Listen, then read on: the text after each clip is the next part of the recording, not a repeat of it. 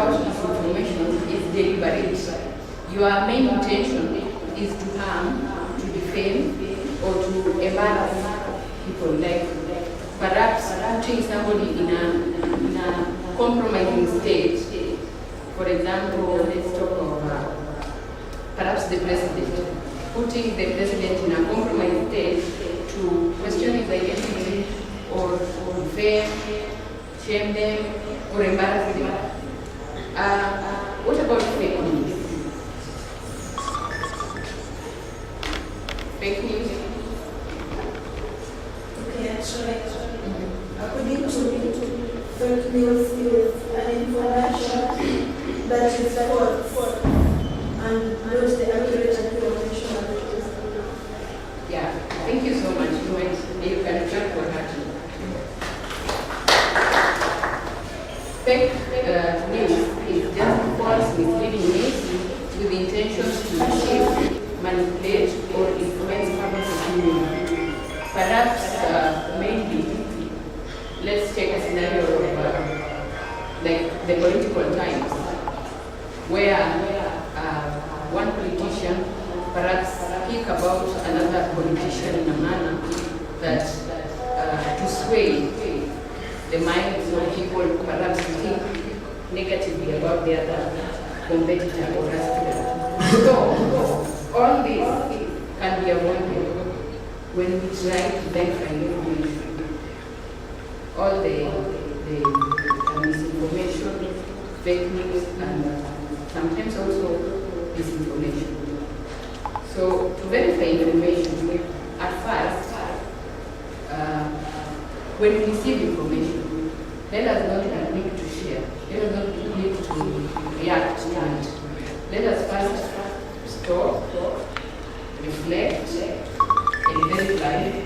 Then I will share.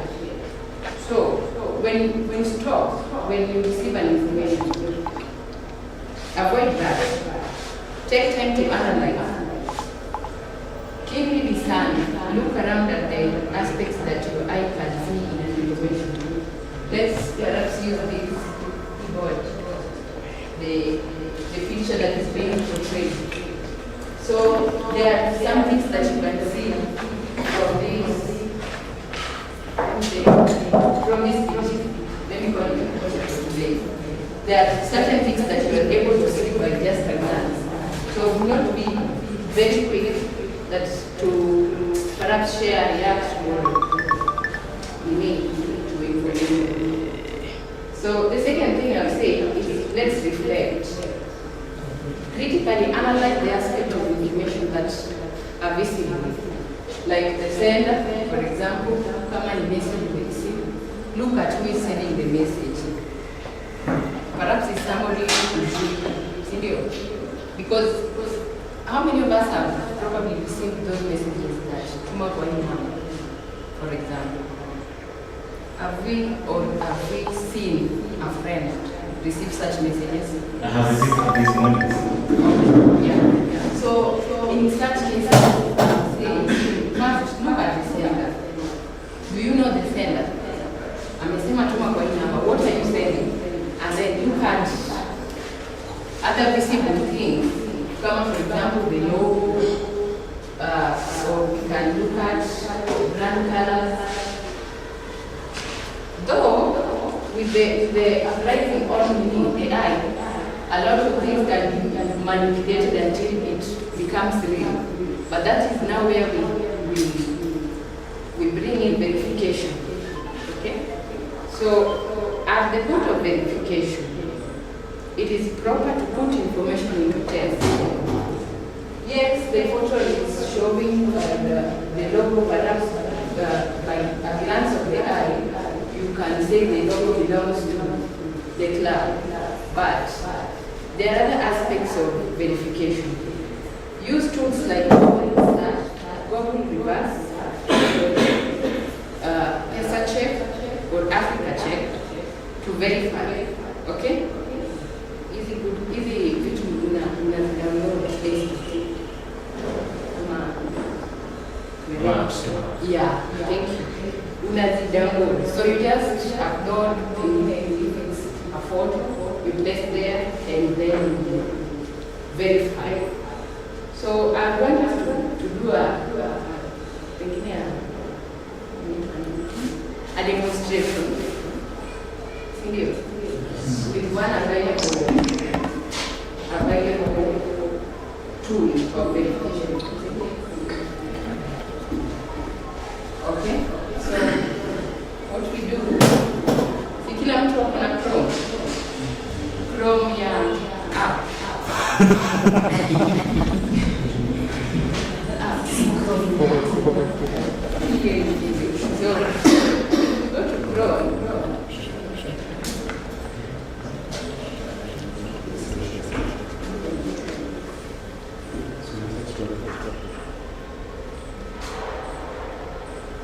Okay.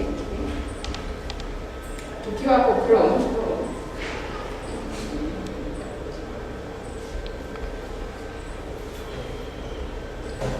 kuna hiyo sijui ni nje inakaa picha.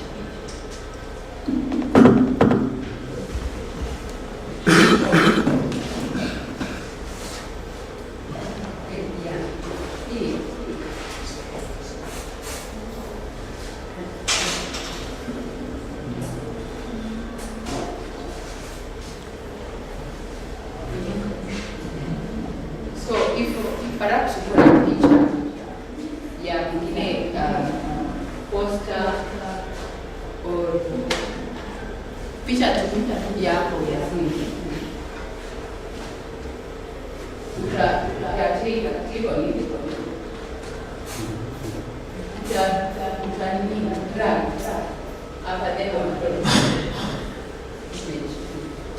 any image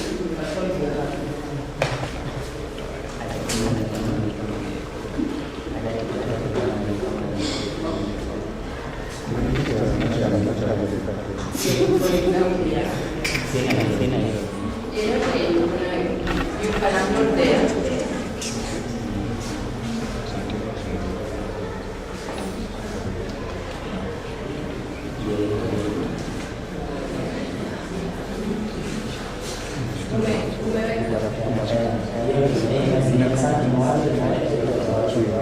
Okay.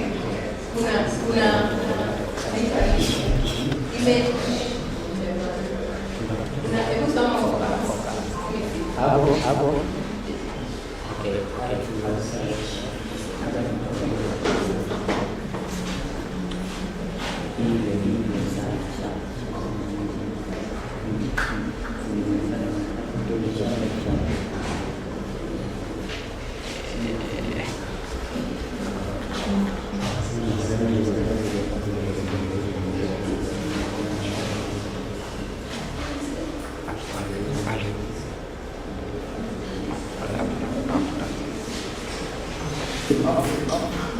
So perhaps if you place your photo there, you are able to tell where the photo was taken, and sometimes also it gives a brief about the photo. Then again, it can give similar matches that are aligned with the photo that you are having.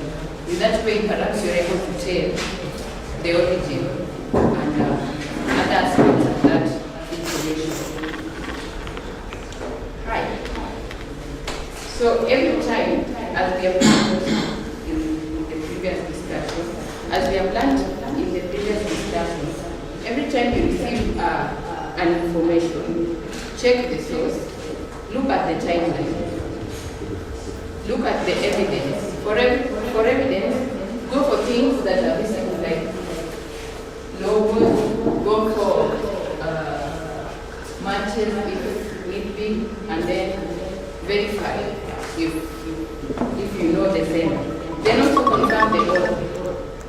Sometimes what you are having might be a duplicate from someone. So if you understand the author too, you can be safe to share that information. From the Code of Conduct and that was given by the Media Council of Kenya, Part 2, Number 4, journalists have a responsibility to ensure accuracy of information before sharing. So right now, as we are studying to join the bar soon or to join the fourth estate, we should know that it is us, you who is sharing the information. Perhaps you're not the author, but by just sharing the information from one place to another, you are held accountable. So in order to be on the safe side, ensure that every message that you are sharing is verified. Yeah, because you might end up, it's a tweet, you may retweet or repost, but then they come to you. We must all agree that information is powerful. It can build and destroy. Understanding the concept of fact-checking is very important. So we can keep on doing it over and over again. If you get information, be slow to use the information. Take your time to analyze every aspect that we are sharing today, so that at the end of the day, when you share information, you are promoting quality sharing information. The current era needs vigilance in handling information, maintaining information integrity, and an informed society. We have been sent to university from an orientation, perhaps of our community or our society.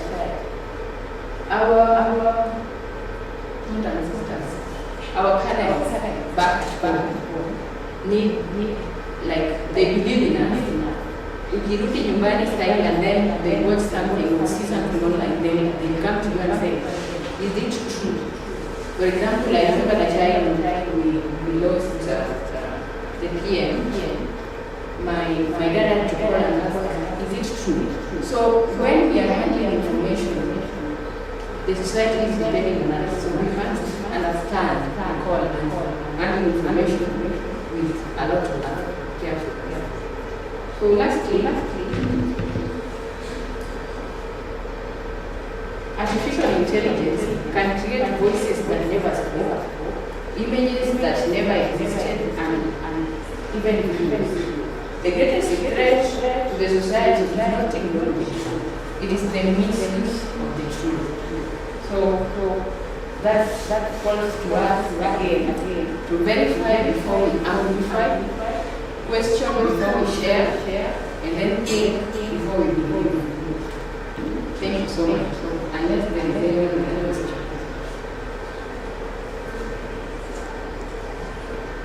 Any question? Any comment? I will take this opportunity to turn to my MC.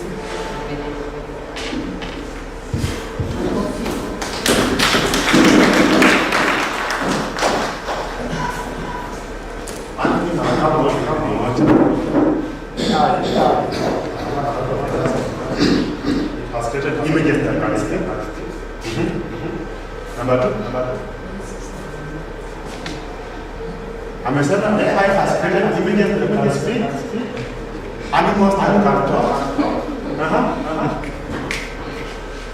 Pictures that never existed. Pictures that never existed. That is misinformation. Yeah? That is misinformation.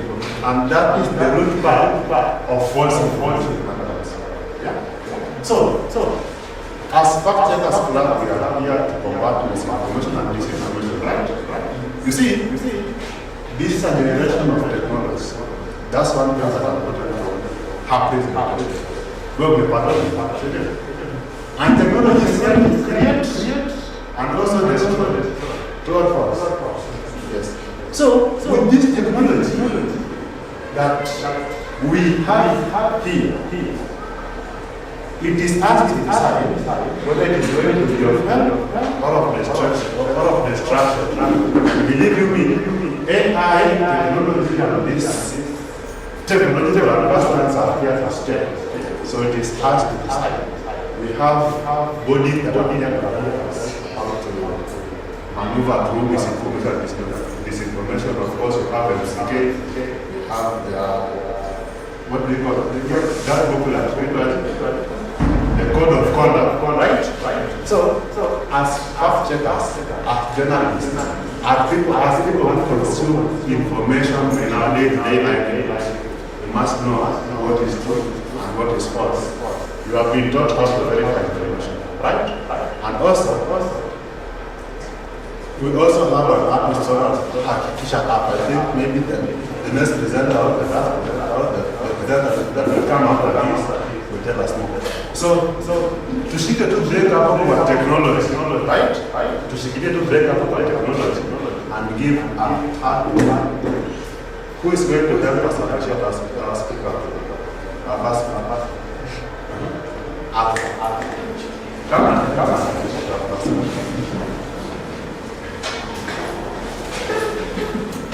Alafu asi prepare to attend So we do something called silent alarm.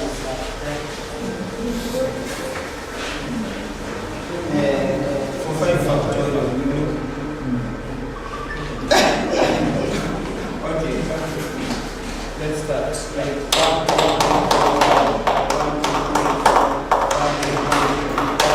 Then the last one, okay? We're rocking it for my doctor. Let's start. 5, 4, 3, let's go.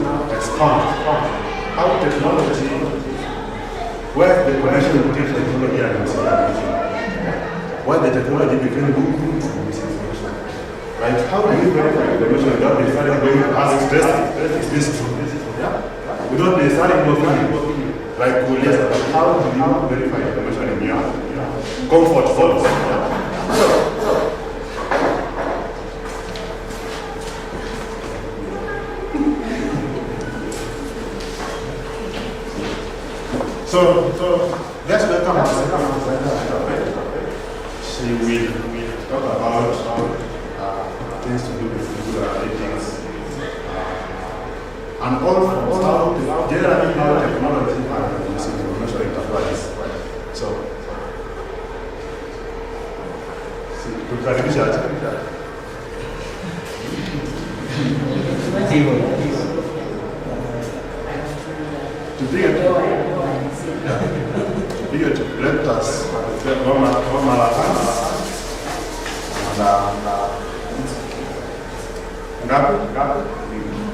us so one.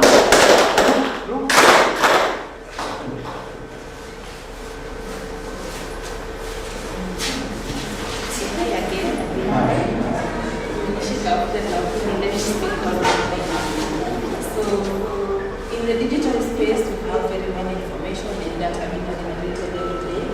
I think as long as you're on your phone, you generate data. Once you share it, you store it somewhere. It goes to maybe cloud or the website or the website. Now, when it's stored there, it goes to maybe when you're searching for something. Maybe Raila has done it goes to maybe the search on your browser or for the particular search engine that you're using, are able to retrieve the information even under a minute, and you are able to find whatever you need. So for misinformation and disinformation, it is very easy to spread because how do I say it? Because technology is here and everything is like being recorded.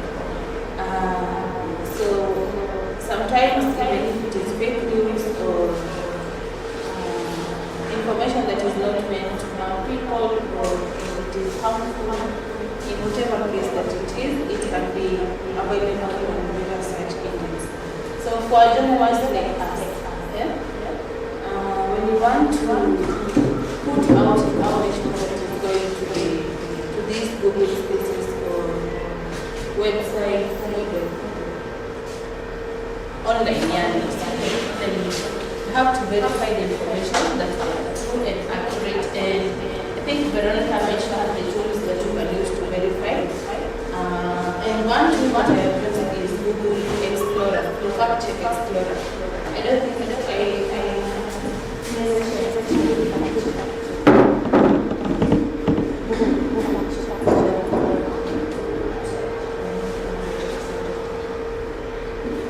So for Google Fact Check Explorer, it is very easy to use. You just type on the browser or search engine you're using, then you can be able to see the kind of information that you want to type in keywords.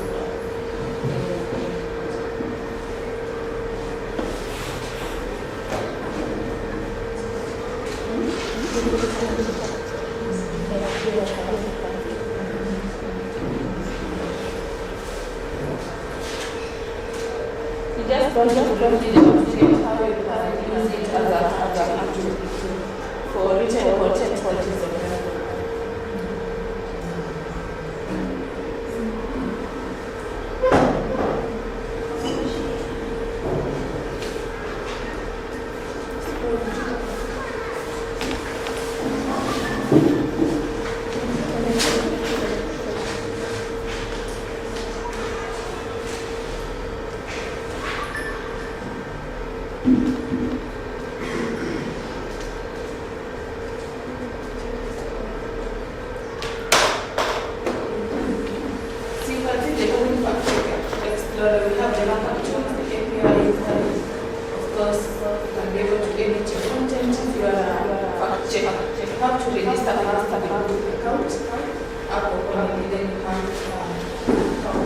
Now here you can see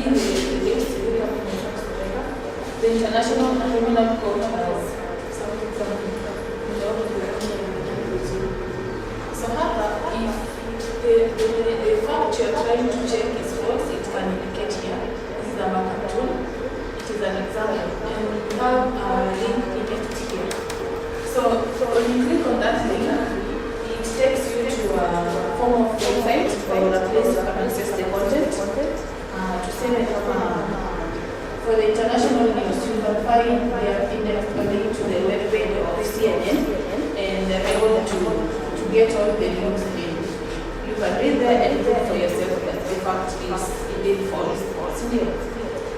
So that is an example of the tool that you can use to fact check on the news. Now, as fact checkers, unajiuliza nikisha fact check na kupeleka information. Again, Google fact checking. Ukienda hapo chini hapo API students, you can be able to register your account and to be able to index your content and be able to edit. And whenever some new information comes up, you can edit or add some other content. Apart from that, there are also career options to explore in the fact checking space. For example, NGOs like UNDP and the Media Council of Kenya, you can see organizations like the PESA Check, Africa Check, will be hiring fact checkers. So if you're not looking into that space, which is now I'm a journalist, I cannot arrange content for the web pages. And also, I wanted to add something else on search engine optimization.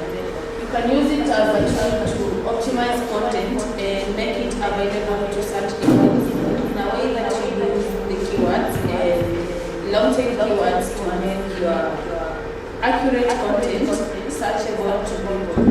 For example, when COVID-19 came, you find that many people were searching remedies for treating corona or how to prevent corona, and most people were going to Google out of desperation or looking for information and trying to learn and maybe protect themselves.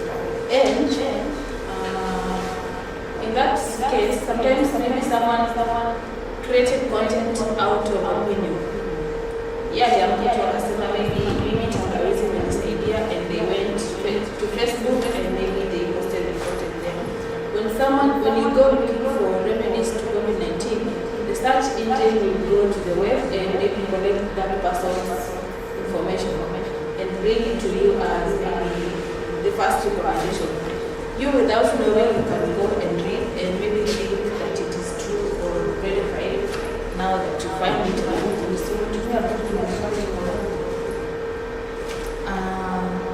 that is one way of misinformation, unintentional kind of misinformation. So as a communications person or a journalist, you can use verified information and use specific keywords that people searching for authentic information can find online. Like the Ministry of Health. If you work for the Ministry of Health, you are able to optimize content for websites or the digital spaces and include specific keywords that can be found easily by people maybe looking for solutions online. Another tool or an additional thing I wanted to mention is the 3 rule of fact checking. You have to maybe consult different sources that you think are credible, independent, and verifiable. You can't say you know something and you verified it from one source. You have to explore different sources and ensure that the content you have fact-checked or rather proven to be true is actually accurate.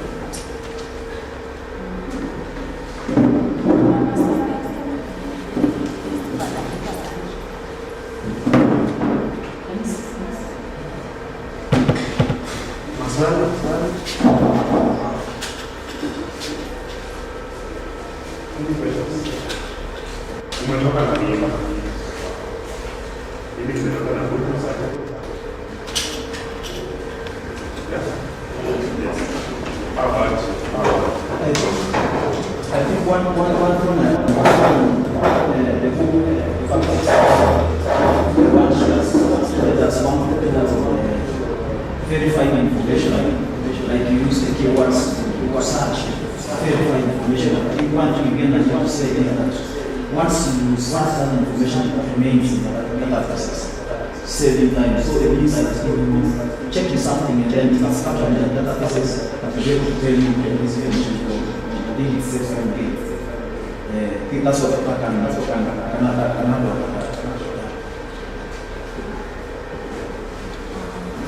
I think later on we can look further into search engine optimization and the purposes of curbing misinformation and fake news. Thank you.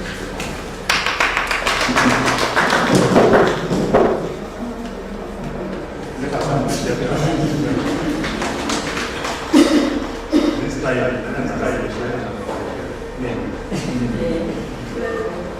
Victor. Do you have anything to add about I can appreciate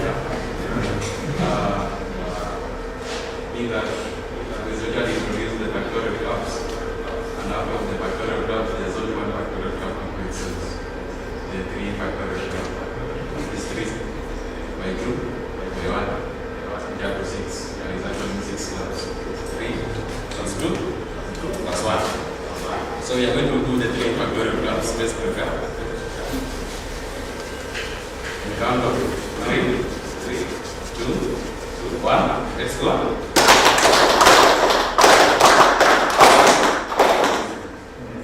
So, I believe that something, and that's what getting is being used. Yeah. So we are going, you know, we are entering an age too much, right? Entering an age too much. And this too much information is something like this, right? You have to filter. Knowing how to filter the first step of and protecting others from this information. So things are like the judge should do something. The judge should do something. That at least we start with that. As we wait for the detail, anyone have a question?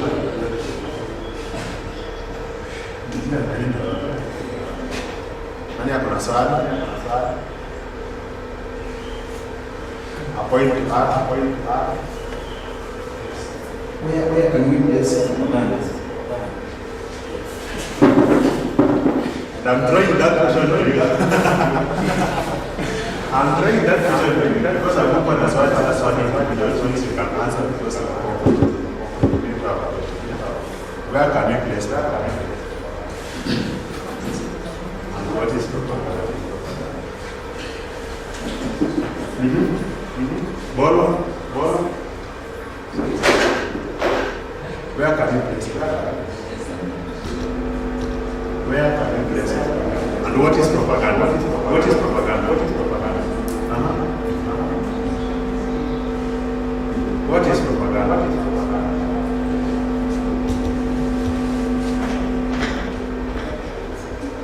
For example, let me use this example. I have a wife. An example.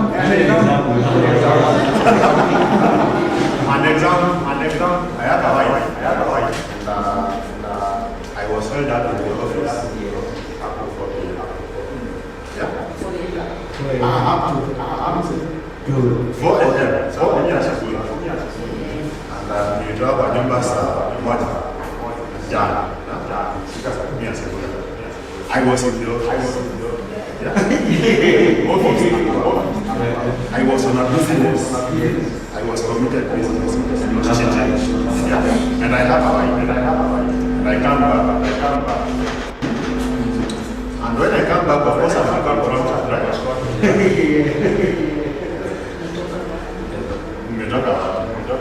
And in the process of that confrontation, a fight drops. Of course, there is evidence in Gamba.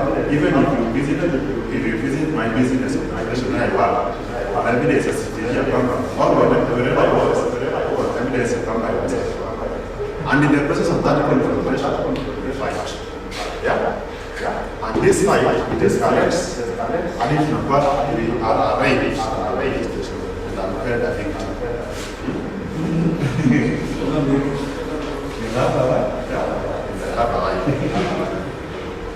The information that is presented is information that is going to be I'll tell you this clear. Is there propaganda list?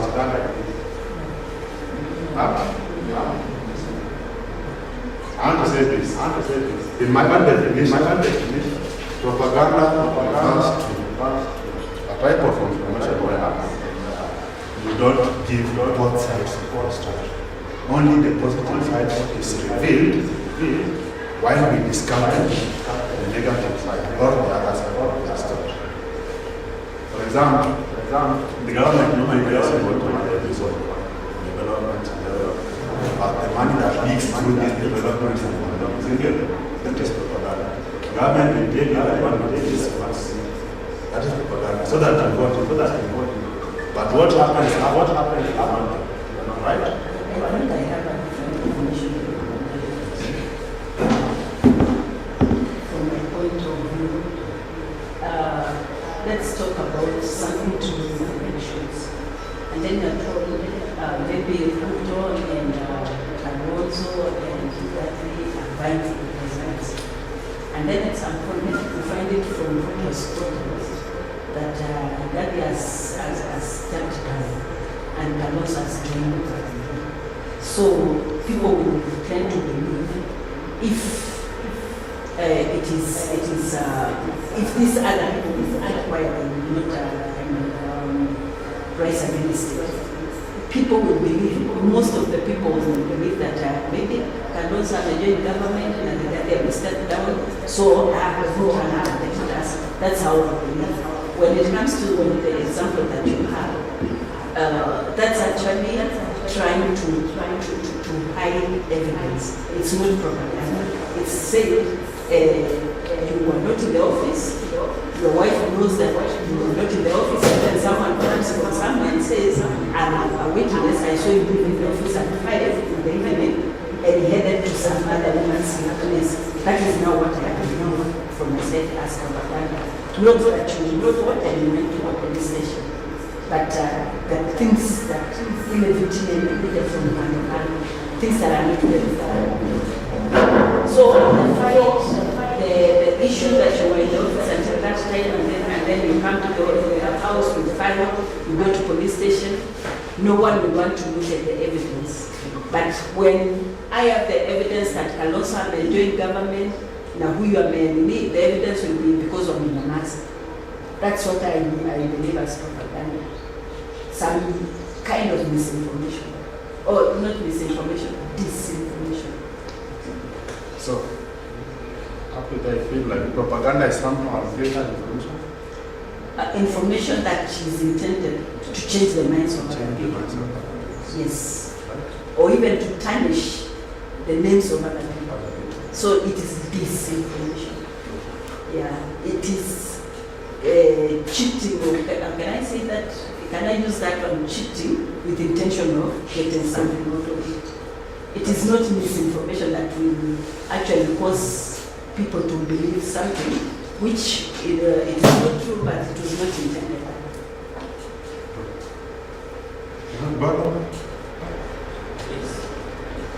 Okay, for me, I will place propaganda under disinformation because it is deliberate intention to either cite positively or negatively, depending on the whoever intention whoever shared. And when it comes to misinformation and disinformation, fact-checking, I believe those who create these type of messages are intentional, evoking our emotions. Because you find a post online, for instance, those who read news on phones, you find that a headline doesn't match with the story. Like you find that a headline says Ruto falls on podium. Then, because that information is really like the president falling down, so you click the link, but the story under it is a different something, something different. So when we understand that whoever creates or shares information targets our emotional intelligence, that's why you find that false information spread faster than something real or true. So if we can reason that way, we find a way to teach our audience on how to digest information. Thank you. Now, let me try to. We are giving examples of politics, which is true. Now, my question is, how does propaganda apply in our daily lives? You see, maybe something that may destroy, people have different affiliations. Some people are related to politics, some people are related to social lives, and so on. How does that propaganda also apply in our day-to-day lives? How does propaganda apply to our day-to-day lives? Sometimes in the channels, at home, at school, and so on. How does it apply? When you understand that, you will know, you will get to differentiate between propaganda and also misinformation. Most of propaganda, from the two definitions, I can just say that it's somehow like manipulating information. Because for someone to manipulate you, for someone to issue manipulative information, he must have a goal in mind. Yeah? I think that is it, isn't it? Propaganda, manipulative information, disinformation, and so on. Any other question? On that side. Any other question?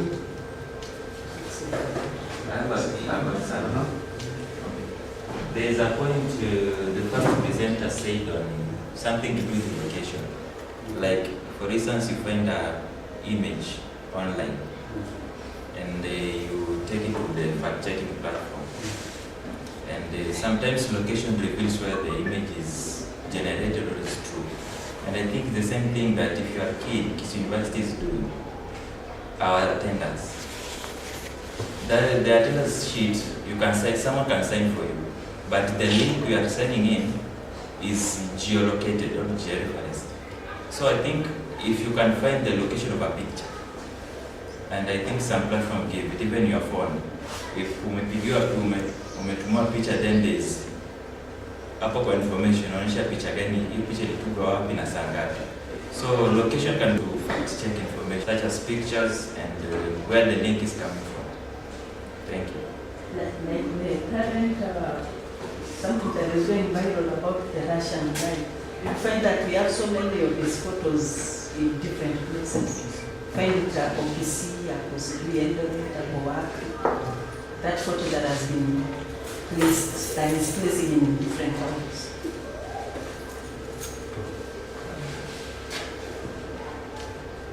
Any other answer? Any other question?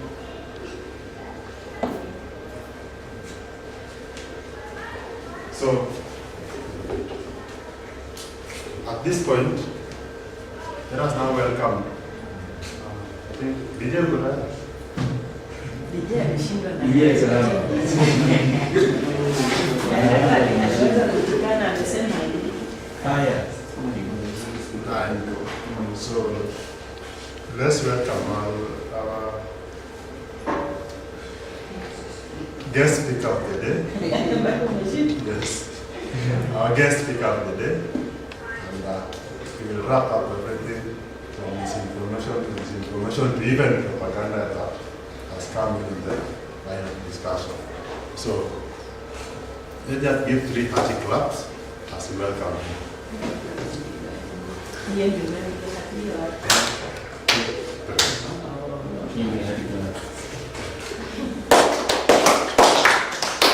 One, two, three. Okay, good afternoon. I don't know what it's in the evening. Okay. I don't know where to start from. I don't know how this fact checkers club, how far you are. I don't know what you've covered or what you've learned. You know, I was just told to have something on what information disorders. No. And then what Veronica has talked about, misinformation, disinformation, yeah, fake news. Yeah. And then do you understand the role of a fact-checking club? As a club, for instance, you belong to a club. Do you understand what's your role or what you're supposed to do to start with? Of course, we are in a digital environment, whereby we have a lot of information on a continuous basis. There's a lot of misinformation, fake news, yeah? Yeah, that is it from different digital platforms. And then of course, not forgetting about freedom that we have, freedom of expression. Yeah, and then our topic for today is how to strengthen the information integrity. How we're supposed to be accurate in terms of reporting, sharing information, and consuming consumption of information, especially receivers of DSS once they get this information. Truthfulness. How do we tell the truth, for instance? We have the facts right. We verified the the statistics, the claims, the statements of the images that we are using in our stories, before we share, we publish to different platforms, for instance, and then how about accountability in terms of can we take responsibility for what we are doing? Yeah? Those are the kind of questions we need to ask ourselves. And then she also referred to Article 10 of the Constitution, where she talked about transparency, accountability, and what? Integrity. So we need to incorporate all those things. But now before that, because we are journalists, in one way or the other, we are all going to share this information. We are all to collect and gather this information, inform people, or amongst ourselves, for instance. As a club, I'm sure you have maybe objectives in mind, for instance, not only in this school or in this industry, but even outside business. What do you think are some of the roles? So what's your objectives for your role as a fact checker? Yes. Okay, as a fact-checking club, we have the role of first debunking the misinformation and malinformation that is actually across and outside the school to help sensitize the truthfulness of the information and protect the integrity of the people in our society. Another.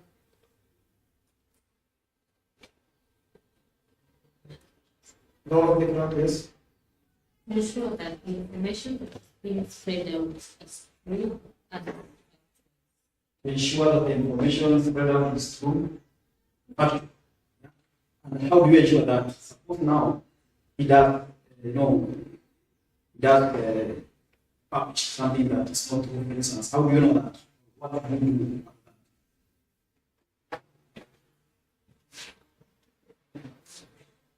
What can you do? Organization, because now you may then start an organization. You want to work checking, you have a better check, Kenya, Africa check, which are organizations we want to work checking. You may even decide to register an organization that checking this. And then maybe if we go down, have some slides. It may not be appealing, but at least they have something and you will be able to see something. And some of the things have been mentioned by the sellers.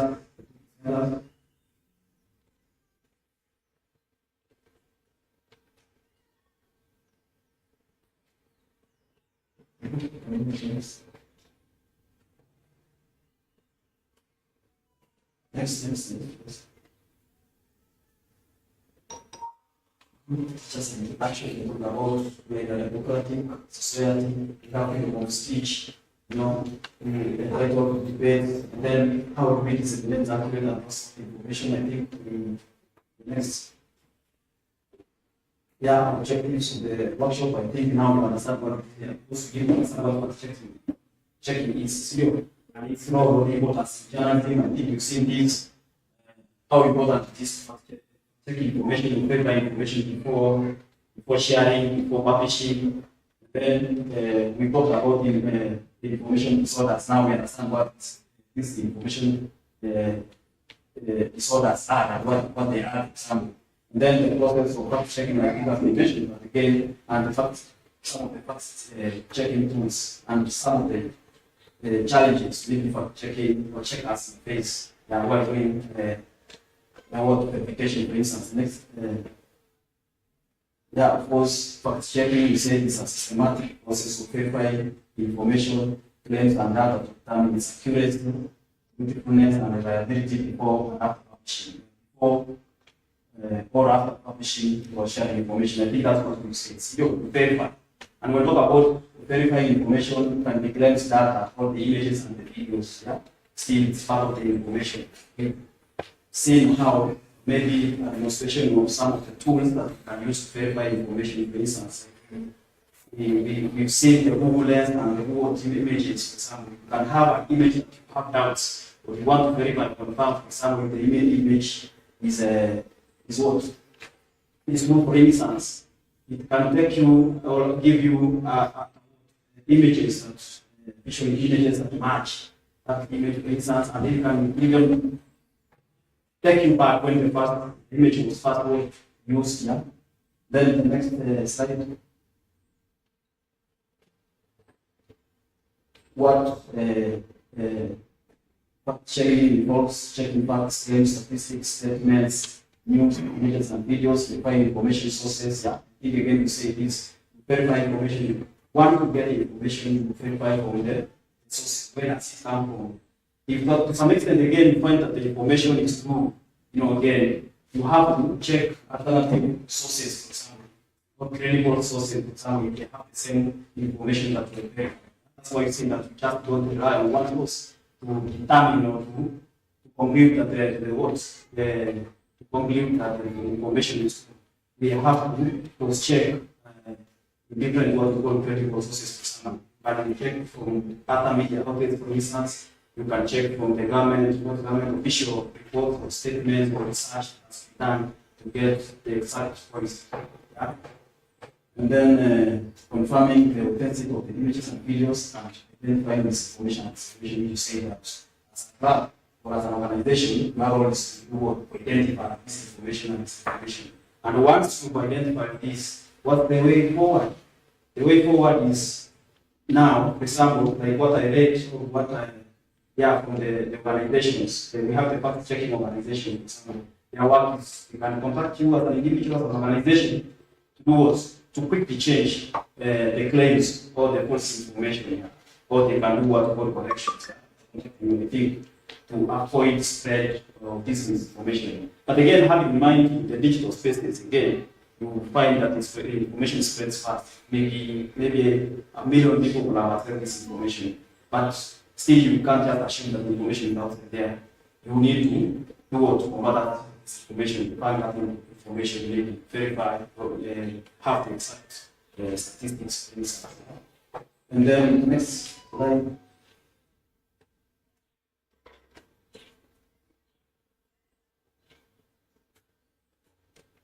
This is what has been the role of checking lab, I think, has been restart organizing workshops and what we have here still with students, practical skills on how to verify information. I think make it a habit of meeting each and every time and do what we call gain these skills. Yeah? All these things that have been mentioned here, maybe one by one, have the claims, the images that you are doubting on to verify. And want to know where they are being used, for instance, whether this information is true. I think this can be done with this lab there. Analyze the information, and then detect if the images that are used in the videos are manipulated or not. They are manipulated, for instance. I think this is the role of this lab. And then promoting digital literacy. Digital literacy is actually, you can say, it's educating people on how to access maybe digital spaces, or how to consume or to use the digital platforms, for instance. Once you get this information in the digital spaces or media, for instance, you just share this information without verifying whether it's true information, not having in mind the people that you are targeting, for instance. What impact will it cause to these people, for example? Is it not the information that is going to harm people or influence people in one way or the other? Attitude or opinion, for instance. Then in digital, of course, you have to teach students or even the community on how to access, how to use or consume information. Once they get information, how they can verify that this information is true, but not for easy. And then promoting accuracy and checking, I think, then monitoring this information. Once you monitor, then the information is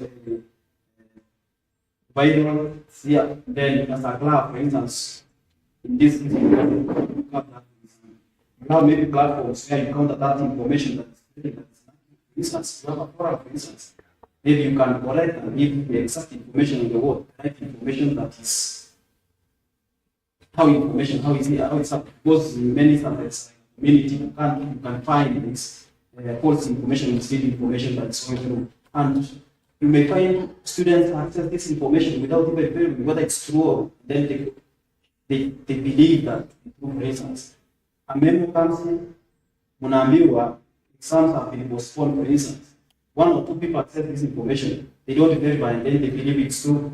When the exam is starting, these people are not in class. They are not in lecture, or maybe to for example, the memo they are with someone who had maybe some implication for someone to mislead people, for instance. And then, as a club, I think it's your responsibility now to educate these other people. Because we're in the media class, you understand? You know what you're supposed to do in checking. Now you understand that not all information that you consume is true without verifying. How about now students in what? In other faculties, for example, who have no information about the digital literacy or media literacy. But in the community, maybe graduating, you may then form a club, for instance, outside there, educate people on on how they share, consume information that they come across the digital platforms. Then,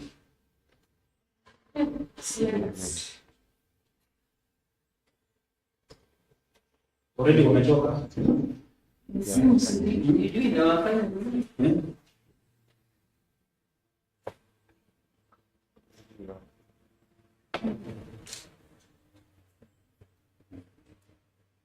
Yeah, I think this is a continuation of the role of fact-check class based on what you are required or expected to do. Like I said, you train other people, and then producing fact-checking reports or publishing corrections reports on Canvas platforms or social media platforms. Whenever you find some misleading information, I think you can publicly correct these fact-checking labs to protect public trust and respect them not going to democratic principles. Like I said, of course, we are in a democratic society, of course, whereby we are supposed to freely, express ourselves. For instance, you can use these digital platforms, but how do you use these platforms to maintain what we call public trust again, to encourage what we call public discourse, to give your opinion, because, of course, then make what we call informed decisions, because you realize that information that you share in one way or the other, maybe if the audiences, the target people that target businesses get this information influenced, or maybe influenced in one way or the other. And once we question this information goes and lead what we call information decision making, for instance. So from what information that we give, the next thing, next slide. The importance of fact checking, I think we've seen this.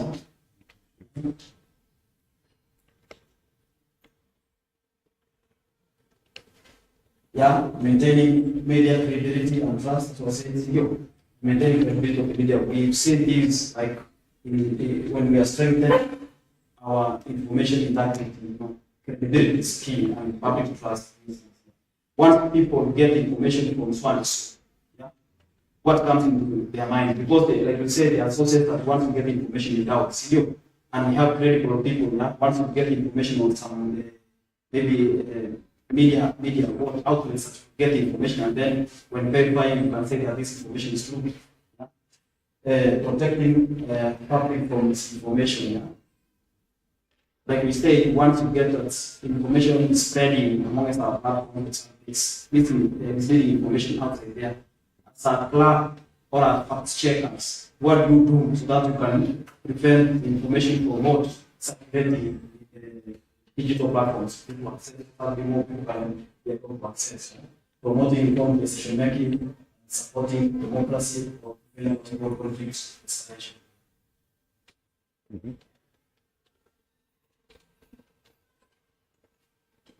Next, I think about the information disorders, and then there was a question about what's malinformation. So we talked about misinformation and disinformation.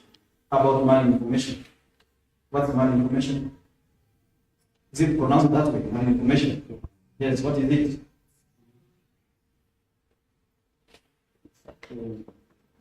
Yes, what's malinformation?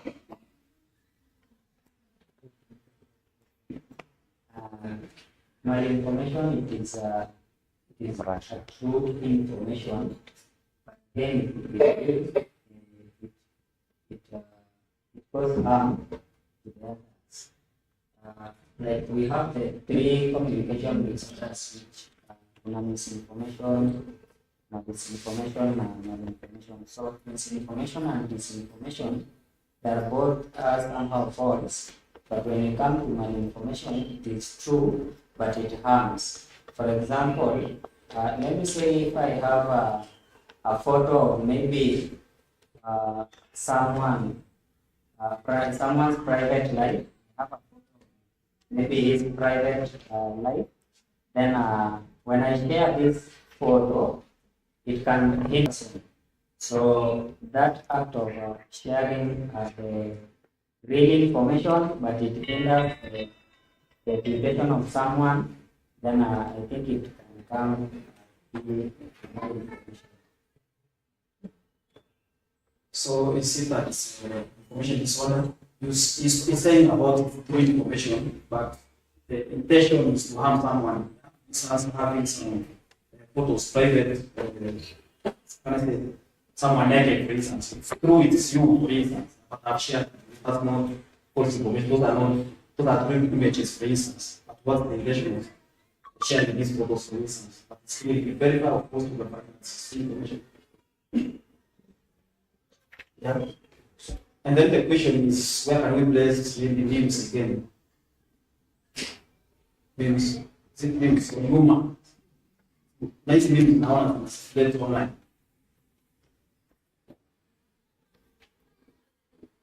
Do we have the ability to mislead people, to inform people? These memes are jokes, because we find that as much as we have these memes, there are some people who may take them serious to explain an ideology or maybe it's possible, but there are some people who take it serious. Have you seen some of that? Do we say that this information is misinformation? Means something that's a joke, or humor, for instance. It's more of entertainment than that's information. It's more of making people. So I don't take it in that context of false information or misinformation or any information. Just entertainment. Yes. So we can't say it influences someone's maybe opinion. It may, Yeah.